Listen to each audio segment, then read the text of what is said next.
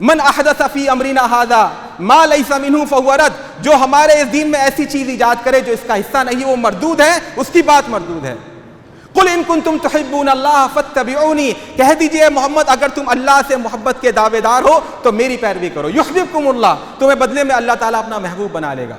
ان الحمد للہ نحمده ونستعینه ونستغفره ونؤمن به ونتوکل علیہ ونعوذ باللہ من شرور انفسنا ومن سیئات اعمالنا، من يهده الله فلا مضل له ومن يضلل فلا هادي له، ونشهد ان لا اله الا الله وحده لا شريك له ونشهد ان محمدا عبده ورسوله، وبعد، قال الله تبارك وتعالى في القرآن المجيد والفرقان الحميد، أعوذ بالله من الشيطان الرجيم، بسم الله الرحمن الرحيم، الذين يتبعون الرسول النبي الأمي الذي يجدونه مكتوبا عندهم في التوراة والإنجيل يأمرهم بالمعروف وينهاهم عن المنكر ويحل لهم الطيبات ويحرم عليهم الخبائث ويضع عنهم إثرهم والأغلال التي كانت عليهم، فالذين آمنوا به وعزروه ونصروه واتبعوا النور الذي أنزل معه أولئك هم المفلحون، صدق الله العظيم۔ وعن أبي هريرة رضي الله عنه قال سمعت رسول الله صلى الله عليه وسلم يقول لا يسمع بي أحد من هذه الأمة لا يهودي ولا نصراني فثم يموت ولم يؤمن بالذي أرسلت به إلا كان من أصحاب النار، أو كما قال عليه الصلاة والسلام۔ رب اشرح لي صدري ويسر لي أمري واحلل عقدة من لساني يفقهوا قولي۔ محترم بزرگوں، دوستوں، ساتھیوں اور عزیز نوجوانوں، میں نے آپ کے سامنے سورہ اعراف کی ایک آیت پڑھی اور اللہ کے نبی صلی اللہ علیہ وسلم کا ایک ارشاد آپ کو سنایا۔ سورہ اعراف کی آیت بڑی اہم ہے، قرآن کی ہر آیت اہم ہے، مگر اس آیت کے اندر ہمارے لیے بڑی رہنمائیاں پنہاں ہیں۔ اس آیت کا سیاق یہ ہے کہ حضرت موسیٰ علیہ السلام فرعون سے نجات پانے کے بعد اللہ رب العزت کے پاس کوہ طور پر تشریف لائے، عبادت کی غرض سے، تورات لینے کی غرض سے۔ پیچھے بنی اسرائیل نے بچھڑے کی پوجا شروع کر دی۔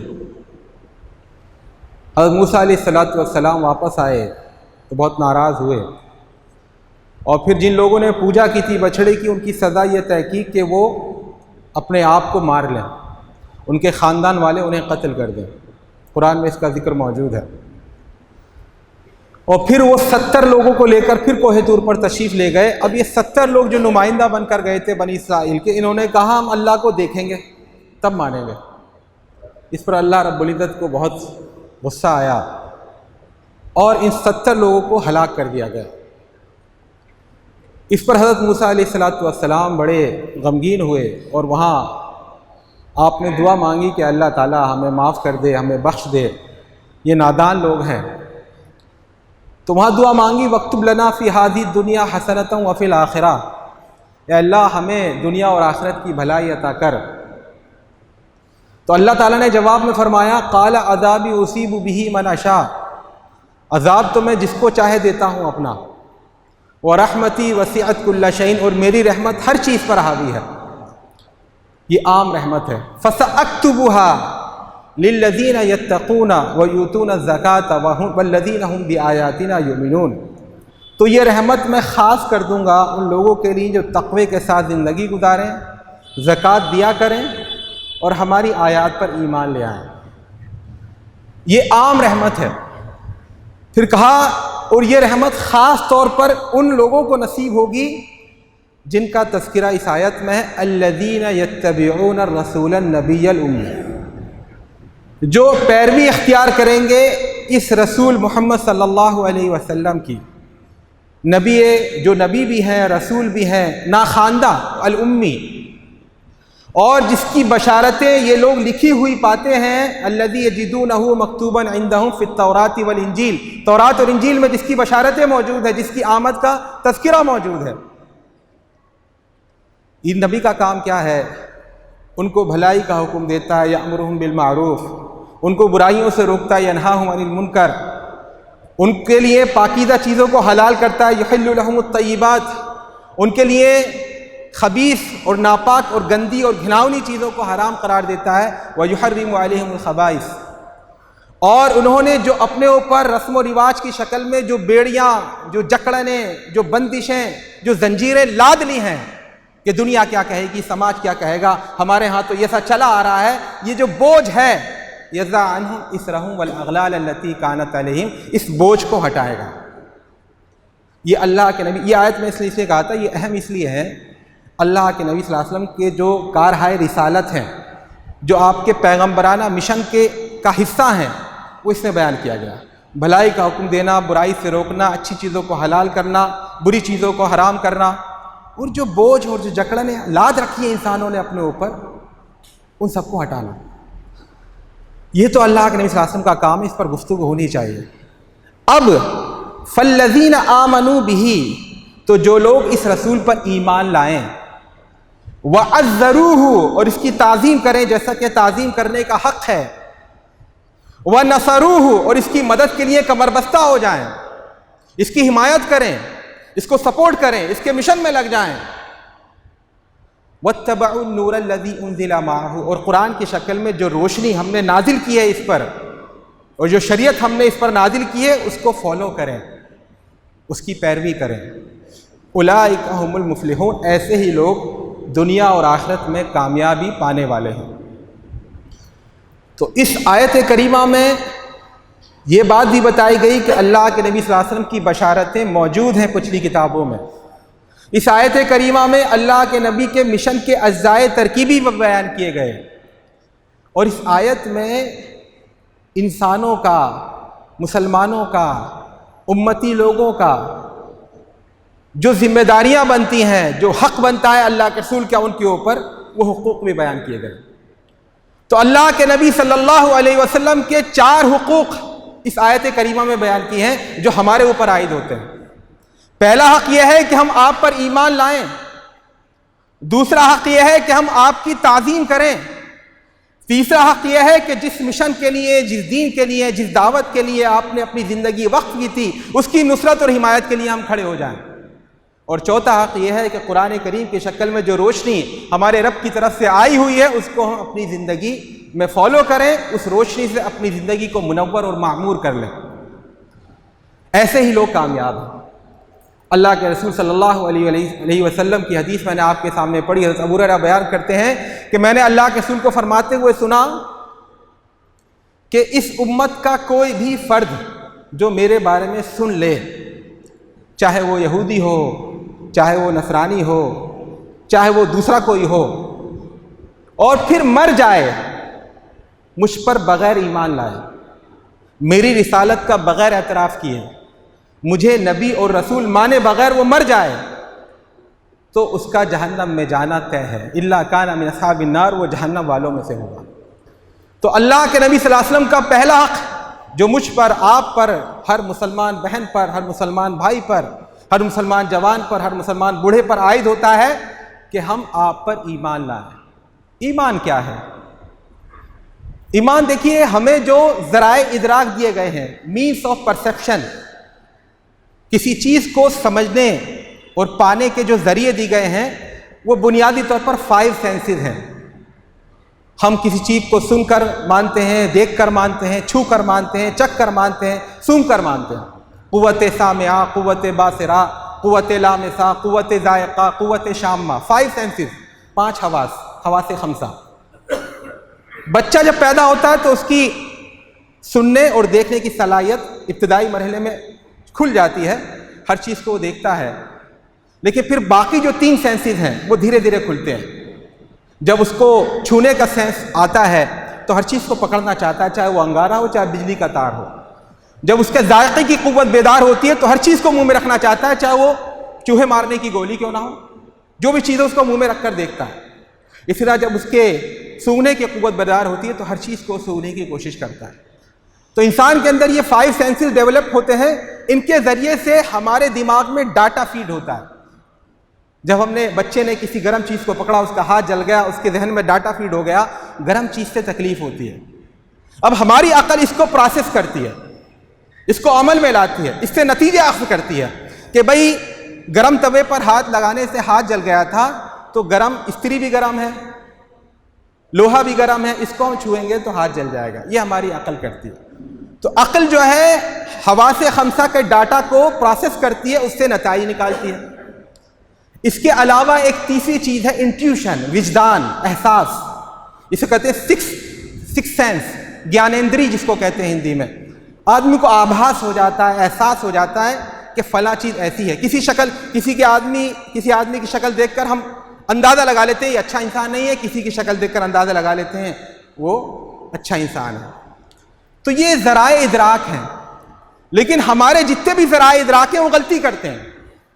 ہم سمجھتے ہیں سانپ ہے لیکن نکلتی رسی ہے، ہم آواز سن کر سمجھتے ہیں لڑکا بول رہا ہے لیکن ہوتی لڑکی ہے، ہم آواز سن کر سمجھتے ہیں کہ فلاں پرندہ ہے لیکن دوسرا پرندہ نکلتا ہے، ہمارے ذائقہ دھوکہ دیتا ہے، ہماری قوت شامہ دھوکہ دیتی ہے، ہماری قوت لامسہ دھوکہ دیتی ہے۔ ہم کسی چیز کو چھوتے ہیں، سمجھتے ہیں یہ فلاں چیز ہے لیکن وہ نہیں ہوتا۔ اسی طرح ہماری عقل بھی دھوکہ دیتی ہے، کیونکہ عقل ہماری محدود ہے۔ جو ہمارے حواس جو ڈاٹا فیڈ کرتے ہیں اسی کو پروسیس کر پاتی ہے، اور عقل کا کام کیا ہے؟ قیاس کرنا، گرم توے کو قیاس کرنا استری پر، استری کو قیاس کرنا گرم توے پر۔ اور دیکھیے قیاس کرنے کے لیے ضروری ہوتا ہے کہ قیاس کرنے والا دونوں چیزوں کو جانتا ہو۔ جب میں کہتا ہوں اعظم گڑھ رامپور کے برابر ہے، یہ اعظم گڑھ شاہ گنج کے برابر ہے، تو میرے لیے ضروری ہے کہ میں اعظم گڑھ کو بھی جانتا ہوں اور شاہ گنج کو بھی جانتا ہوں، تبھی تو سملیرٹی قائم کروں گا، تبھی تو قیاس پورا ہو پائے گا۔ تو ہماری عقل جو ہے اس دنیا کی چیزوں کو تو جانتی ہے لیکن آخرت کی چیزوں کو نہیں جانتی۔ اب عقل جب فیصلہ کرے گی کہ اللہ تعالیٰ جس طرح یہاں کے بادشاہ ہوتے ہیں وہ وزیر کے محتاج ہوتے ہیں، سپاہیوں کے محتاج ہوتے ہیں، آوان و انصار کے محتاج ہوتے ہیں، ایسی اللہ تعالیٰ ہی بادشاہ ہے تو وہ بھی محتاج ہوگا۔ یہ غلط ہے، یہ سملیرٹی ہی غلط ہے۔ کیوں غلط ہے؟ کہ ہماری عقل نے جانا ہی نہیں آخرت کو، آخرت کو ہم جانتے نہیں، تو ہم جو قیاس کریں گے غلط ہوگا۔ اس طرح انٹیوشن کی بات آئیے، یہ بھی غلط ہوتا ہے۔ جو مسلمان صوفیہ ہیں وہ کچھ اور کہتے ہیں، جو ہندو جوگی ہیں، بنواسی ہیں، سنیاسی ہیں، وہ کچھ اور بات کہتے ہیں۔ تو عرض میں ہی کر رہا تھا ایمان کیا ہے؟ ایمان یہ ہے کہ ہمارے حواس خمسہ نے ہمیں جو کچھ بتایا، ہماری عقل نے ہمیں جو کچھ بتایا، ہمارے انٹیوشن، ہمارے وجدان نے ہمیں جو کچھ بتایا، اس سے آگے اٹھ کر ہم رسول کی بات مانیں۔ اگر رسول ہم سے ایسی بات کر رہا ہے جو ہمارے حواس خمسہ نہیں مانتے، ہماری عقل نہیں سمجھ میں آتی، ہمارا انٹیوشن اس کا انکار کرتا، پھر بھی رسول کی بات مان لینا، یہ ایمان ہے۔ ہمارے مشاہدات، ہمارے تجربات، ہمارے علوم، ہمارے فنون، ہماری معلومات، ہم نے جو کچھ آج تک سیکھا ہے اس سے معلوم ہوتا ہے آگ جلا دیتی ہے۔ اگر کوئی آگ میں کودا بھسم ہو جائے گا۔ جب ایمان کہتا کود جاؤ، قلنا یا نار کونی بردن و سلاما علی ابراہیم، تو کود جانا، یہ ایمان ہے۔ رسول جو کچھ بات کہہ رہا ہے اس کو مان لینا، چاہے وہ ہمارے تجربات کے خلاف ہو، چاہے ہماری سمجھ میں نہ آتی ہو۔ اور الحمدللہ رسول کبھی کوئی ایسی بات نہیں کہتے، نبی اکرم صلی اللہ علیہ وسلم کبھی ایسی کوئی بات نہیں کہتے جو صریح طور پر ہماری عقل کے خلاف ہے، جو ہمارے سینسز کے خلاف ہے۔ پہاڑی کا سانپ زہریلا ہوتا ہے، کالا سانپ زہریلا ہوتا ہے، ایمان کہہ رہا ہے خذھا ولا تخف سنعیدھا سیرتھا الاولی، اے موسیٰ اس سانپ کو پکڑ لو، ڈرو مت، ہم اس کو لاٹھی بنا دیں گے تو پکڑ لینا۔ پھر یہ نہیں کہ میرے تجربات تو کہتے ہیں سانپ زہریلا ہوتا ہے، ڈس لے گا۔ ہمارا تجربہ، ہمارا مشاہدہ کہتا ہے کہ ایک آدمی منٹوں میں رات میں اٹھ کر گیا اور یہاں سے شام چلا گیا، ہزاروں میل دور چلا گیا، وہاں لوگوں سے باتیں کی، وہاں نماز پڑھی اور پھر واپس آ گیا، اور جس بستر سے نکل کر وہ گیا تھا اس کی گرمی ختم نہیں ہوئی، دروازہ کھول کر وہ گیا تھا تو اس کی کنڈی ہل رہی تھی، وہ ہلنا بند نہیں ہوئی۔ ہماری عقل کہتی ہے، ہمارا مشاہدہ کہتا ہے، تجربہ کہتا ہے، معلومات کہتی ہیں غلط ہے۔ لیکن جب یہی بات اللہ کے نبی صلی اللہ علیہ وسلم نے کہی شب اسراء و معراج کے بارے میں کہ مجھے اللہ رب العزت بیت المقدس لے گیا اور وہاں سے آسمان لے گیا، اور کفار قریش نے آ کے حضرت ابوبکر سے کہا دیکھو تمہارا رسول ایسا کہتا ہے، تو کہا اگر لئن قال ذلک لقد صدق، اگر محمد یہ بات کہتے ہیں تو سچ کہتے ہیں۔ بلکہ میں تو اس سے زیادہ حیرت انگیز بات مانتا ہوں آپ کی. حیرت انگیز بات کیا؟ حیرت انگیز بات یہ کہ محمد صلی اللہ علیہ وسلم کہتے ہیں کہ 7ویں آسمان سے ان پر وحی نازل ہوتی ہے. تو وہ زیادہ تعجب کی بات ہے. جب میں اس کو مان لیتا ہوں یہ تو بہت کم مان. غزوہ خندق کا موقع ہے, پریشانی کا عالم ہے, بھوک پیاس کا معاملہ ہے, کھانے کو کچھ نہیں ہے. اللہ کے نبی صلی اللہ علیہ وسلم کے پاس صحابی آتے ہیں, اپنے پیٹ ہٹا کر دکھاتے ہیں پتھر بندھا ہے. اللہ کے رسول اپنے شکم مبارک سے کپڑا ہٹاتے تو 2 پتھر بندھے ہوئے. یہ عالم تھا. اس وقت چٹان ایک بیچ میں آ گئی. خندق کھودنے کا کام ہو رہا تھا, بیچ میں ایک چٹان آ گئی, کسی سے نہیں ٹوٹ رہی تھی. نبی اکرم صلی اللہ علیہ وسلم کو بلایا گیا. آپ نے کدال لے کر اس چٹان کو مارا, اس میں سے ایک دھواں سا نکلا. تو آپ نے کہا مجھے قیصر کے خزانے دکھائے گئے. دوسری کدال ماری, پھر دھواں سا نکلا. آپ نے فرمایا مجھے کسرا کے خزانے دکھائے گئے. تیسری کدال ماری, پھر آپ نے فرمایا میری امت کی بادشاہت پوری دنیا پر پھیل گئی. اب دیکھیے موقع تھا. تجربات یہ کہتے ہیں کھانے کو لالے پڑے ہوئے ہیں, پیٹ پہ پتھر بندھے ہوئے ہیں, ابھی یہ نہیں پتا کل کیا ہوگا. دشمن نے چار طرف سے گھیر رکھا ہے اور سب پریشان ہیں. اور یہ کہہ رہے ہیں قیصر یعنی امریکہ یعنی روس یعنی فلاں سپر پاور جو ہیں ان کو ہم مغلوب کر لیں گے. اچھا, منافقوں نے خوب ہنسی اڑائی. کہا دیکھو یہ ہمارا آدمی صحیح سے جنگل نہیں جا سکتا ٹوائلٹ کرنے کے لیے, گھبراہٹ کا شکار ہے. اور یہ کہہ رہے ہیں کہ ہم رومیوں کو ہرائیں گے, ہم ایرانیوں کو ہرائیں گے, ہم سپر پاور بنیں گے. اس وقت صحابہ کرام جو ہمارے مشاہدات تھے, تجربات تھے, معلومات تھی, اس کے لحاظ سے بڑی عجیب بات تھی. لیکن صحابہ کرام نے ایمان کا ثبوت کیا, کہا ہاں بالکل سچ ہے. اور ایسا ہوا, پھر ایسا ہوا. حضرت حاتب بن ابی بلتع ایک صحابی تھے. اللہ کے نبی صلی اللہ علیہ وسلم نے ارادہ کیا کہ مکہ کو فتح کرنا ہے, تو ان کو سنگن ہو گئی. تو انہوں نے خط لکھ کر بھیجا کفار قریش کے پاس. اچھے صحابی تھے, سچے صحابی تھے. خط جب بھیجا گیا, اللہ رسول کو حضرت جبریل نے آ کر بتا دیا دیکھیے فلاں عورت خط لے کر جا رہی ہے, اگر وہ خط کفار قریش تک پہنچ گیا تو پوری جنگ کی تیاری کر لیں گے, بڑا خون خرابہ ہوگا. آپ نے فوراً حضرت علی کو بھیجا اور حضرت زبیر کو, حضرت مقداد بن اسود, 3 صحابہ کرام کو بھیجا. تینوں نے جا کر رستے میں اس عورت کو پکڑ لیا. اب اس کے سامان کی تلاشی لے رہا ہے. پورے سامان, ایک ایک سامان کھول کر دیکھا, کہیں خط نہیں ہے.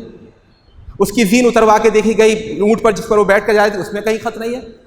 بس اس کے جسم پر کپڑے تھے اور کچھ نہیں, سارا سامان چیک کر لیا, کہیں خط نہیں ہے. تو تجربہ کیا, مشاہدہ کیا, خط نہیں ہے.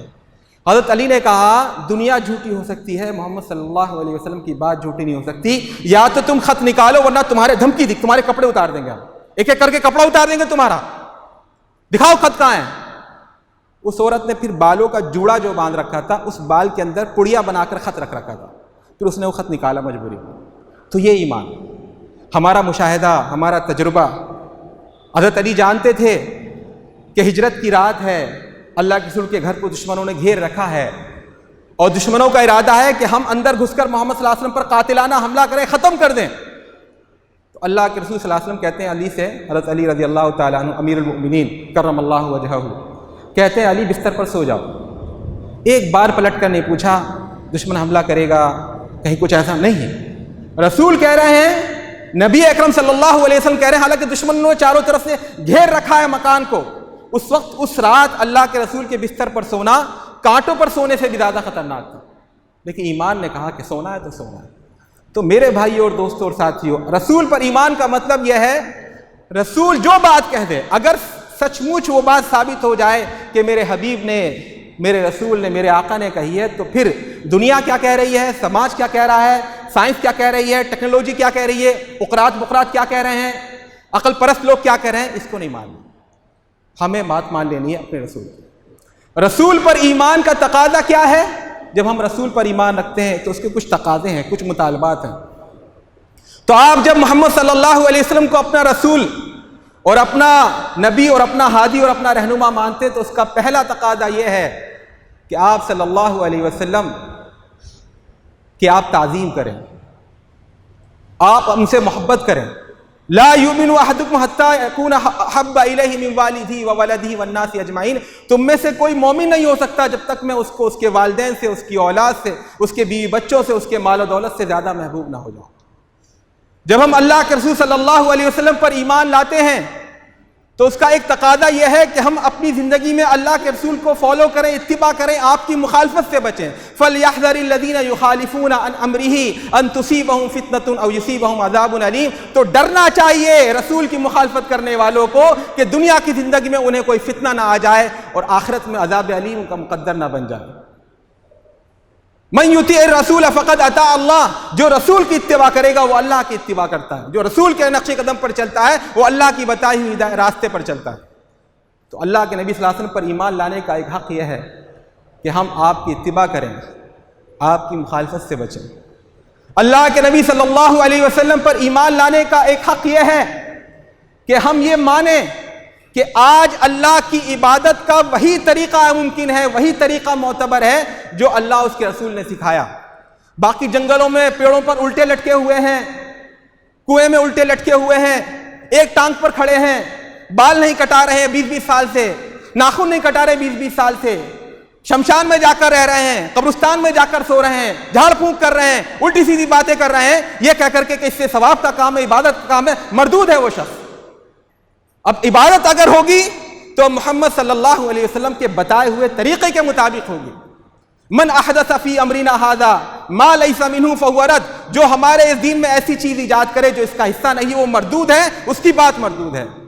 قل ان کنتم تحبون اللہ فاتبعونی، کہہ دیجئے محمد اگر تم اللہ سے محبت کے دعوے دار ہو تو میری پیروی کرو، یحببکم اللہ، تمہیں بدلے میں اللہ تعالیٰ اپنا محبوب بنا لے گا۔ هل اتاک حدیث الغاشیہ، اے مخاطب کیا تیرے پاس پہنچی اس عذاب کی خبر جو چھا جائے گا؟ وجوہ یومئذ خاشعہ، اس روز کچھ چہرے ڈرے سہمے ہوں گے۔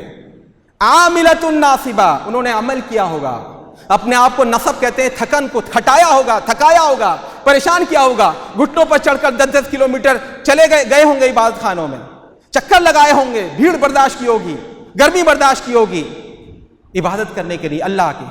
انجام کیا ہوگا ان کا؟ تصلی نارا حامیہ، دہکتی ہوئی آگ میں جائیں گے۔ کیوں جائیں گے؟ انہوں نے اس راستے کو اختیار نہیں کیا جو اللہ تعالیٰ نے بتا دیا کہ میری عبادت کا مطلوب طریقہ یہ ہے۔ اب جس کو میرے پاس آنا ہے، محمد صلی اللہ علیہ وسلم کے بعد جس کو میری قربت چاہیے، میری محبت چاہیے، میری رضامندی چاہیے، تو اس راستے سے آؤ، محمد کے راستے سے آؤ، اور کوئی راستہ قبول نہیں۔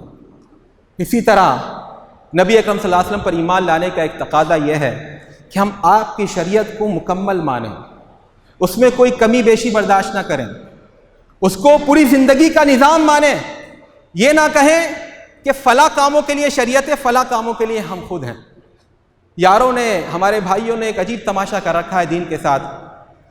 جو شاعر ہے وہ کہتا ہے میں شاعری میں چاہے جس کی عزت اٹھا لوں، چاہے جیسی عشق معاشقے کی باتیں کروں، عورت کے چاہے جسمانی اوصاف جو بھی بیان کروں، شاعری کا شریعت میں کیا کام؟ شریعت شاعری میں مداخلت نہیں کرتی، کہتے ہیں شاعرانہ مجبوری ہے، جائز ہے۔ اچھا جو سیاست میں گھسے ہوئے ہیں، نیتا جی ٹائپ کے لوگ، وہ کہتے ہیں شریعت کا سیاست میں کیا کام؟ سیاست میں گندگی ہے، یوں ہے، یوں ہے، یوں ہے۔ ارے شریعت کو باہر رکھو بھائی۔ جو کاروبار میں گھسے ہوئے ہیں، کہہ رہے کتنی مجبوریاں ہیں، کتنی پیچیدگیاں ہیں، شریعت کا اس میں کیا کام؟ کاروبار میں ہم آزاد ہیں، باقی اور چیزوں میں شریعت کی پابند ہے۔ شادی بیاہ کے معاملے میں ارے بڑے مسئلے ہیں، بڑے مسائل ہیں، بڑے معاشرتی پیچیدگیاں ہیں، بڑی مشکلات ہیں، یہ لوگ کیا جانے ملا مولوی کے کیا چل رہا ہے سماج میں، شریعت اس میں تھوڑی چلتی ہے۔ تو میرے بھائیوں دوستو، سب نے تو بانٹ لیا بچہ کیا شریعت میں؟ جو جس پیشے سے وابستہ ہے، جس میدان سے جڑا ہوا ہے، وہ کہتا ہے اس میدان سے شریعت باہر ہے، تو پھر شریعت بچی کیا؟ شریعت پوری زندگی کے لیے ہے نا، مکمل زندگی کے لیے ہے، ہر بنو و مو کے لیے ہے۔ شریعت سپریم ہے، ہماری ہر ایکٹیویٹی پہ شریعت کی حکمرانی ہونی چاہیے، شریعت ڈومیننٹ ہونی چاہیے، شریعت ہماری زندگی کی رہنما ہو، ہماری زندگی میں صحیح اور غلط کا فیصلہ شریعت کرے، ہماری عقل نہ کرے، سماج نہ کرے، دنیا نہ کرے، ہمارے رجحانات نہ کریں، ہماری پسند اور ناپسند نہ کریں۔ تو میرے بھائیو دوستو اور ساتھیو، یہ اللہ کے نبی صلی اللہ علیہ وسلم پر ایمان لانے کے تقاضے ہیں۔ اللہ کے رسول پر ایمان لانے کا تقاضا ایک یہ بھی ہے کہ آپ نے جو بھی ہمیں خبر دی ہے اس کو سچ مانیں، چاہے وہ غیب سے متعلق ہو، جنت اور اس کی نعمتوں سے متعلق ہو، جہنم اور اس کے عذاب سے متعلق ہو، قیامت اور اس کی علامات سے متعلق ہو، احوال قیامت اور اس کی تفصیلات سے متعلق ہو، پچھلی قوموں کے واقعات سے متعلق ہو، جو بھی آپ نے بیان کر دیا وہ سچ ہے۔ آمنا و صدقنا، اس میں کوئی قیل و قال نہیں، کوئی اس کی تعبیر نہیں، میرے رسول نے کہا تو اس کو سچ مان لو۔ تو یہ ایمان کے تقاضے ہیں، اللہ کے رسول کی ہر خبر کو سچ ماننا، اللہ کے رسول کی شریعت کو مکمل سمجھنا، اللہ کے رسول کی اتباع کرنا، اللہ کے رسول کی تعظیم کرنا، اللہ کے رسول سے محبت کرنا، اور اپنی باتوں کو اللہ کے رسول کے آگے نہ لڑانا۔ یہ اللہ کے رسول پر ایمان کا تقاضا ہے۔ جائزہ لینے کی ضرورت ہے کہ کیا ہمارا ایمان، جو محمد صلی اللہ علیہ وسلم کے امتی ہیں، جو امت محمدیہ میں اپنے آپ کو کہلانے پر فخر کرتے ہیں، کیا ہمارا ایمان ان کسوٹیوں پر پورا اترتا ہے؟ ایمان کے دو لیول ہیں۔ ایک لیول ہے، کل تک کوئی ہندو تھا، پارسی تھا، جینی تھا، عیسائی تھا، یہودی تھا، اس نے کہا اشہدو ان لا الہ الا اللہ محمد رسول اللہ، بس مسلمان ہو گیا۔ یہ قانونی ایمان ہے۔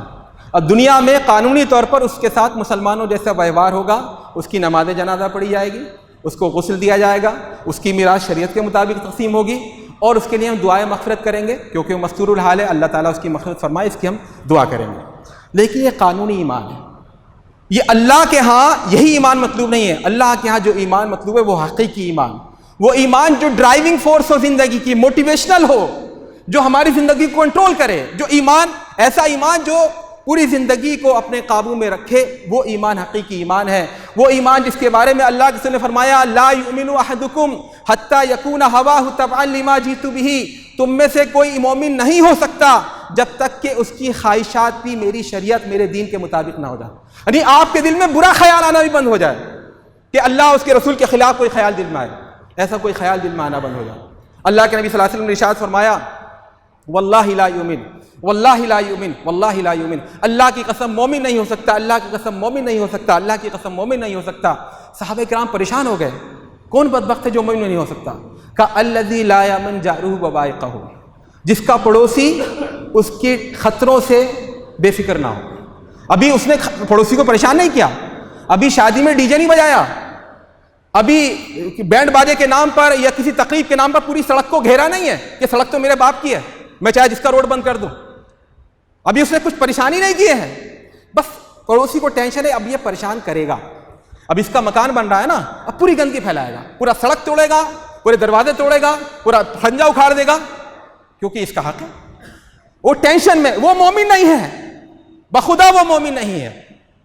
اللہ کے نبی صلی اللہ علیہ وسلم نے ارشاد فرمایا لا یؤمن احدکم حتی یحب لاخیہ ما یحب لنفسہ، تم میں سے کوئی مومن نہیں ہو سکتا جو اپنے بھائی کے لیے وہی پسند نہ کرے جو اپنے لیے پسند کرتا ہے۔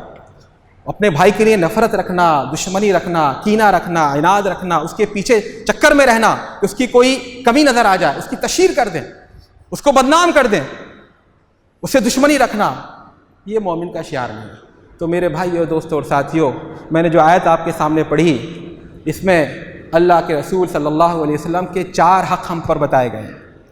فالذین آمنوا بہ، جو لوگ ایمان لائیں، وعزروہ، آپ کی تعظیم کریں، ونصروہ، آپ کی مدد کریں، واتبعوا النور الذی انزل معہ، اور جو نور آپ پر نازل ہوا ہے قرآن کی شکل میں، اس کی پیروی کریں، اولئک هم المفلحون، ایسے لوگ کامیاب ہیں۔ تو یہ پہلا حق ہے جس کی میں نے تشریح آپ کے سامنے کی۔ اللہ کے رسول پر ہمارا ایمان کس درجے کا ہے، آج ضروری ہے ہم اپنا جائزہ لیں، اپنے گریبان میں جھانک کر دیکھیں، کیا واقعی ہمیں اللہ کے رسول سے وہی محبت ہے جو ہونی چاہیے؟ کیا اللہ کے رسول سے ہمارا ایمان اسی لیول کا ہے جو مطلوب ہے، یا پھر وہ قانونی ایمان ہے جس کی آخرت میں کوئی حیثیت نہیں ہے؟ آخرت میں جو فیصلہ ہوگا وہ حقیقی ایمان کی بنیاد پر ہوگا۔ دنیا میں کام چل رہا ہے کہ ہاں وہ کہہ دیا تو مسلمان ہیں، چومی گویم مسلمانم بلرزم کہ دانم مشکلات لا الہ، زبان سے کہہ بھی دیا لا الہ تو کیا حاصل، دل و نگاہ مسلمان نہیں تو کچھ بھی نہیں۔ اللہ تعالیٰ سے دعا ہے ہمیں کہنے سے زیادہ عمل کی توفیق دے۔ اقول قولی ھذا واستغفر اللہ لی ولکم ولسائر المسلمین فاستغفروہ انہ هو الغفور الرحیم۔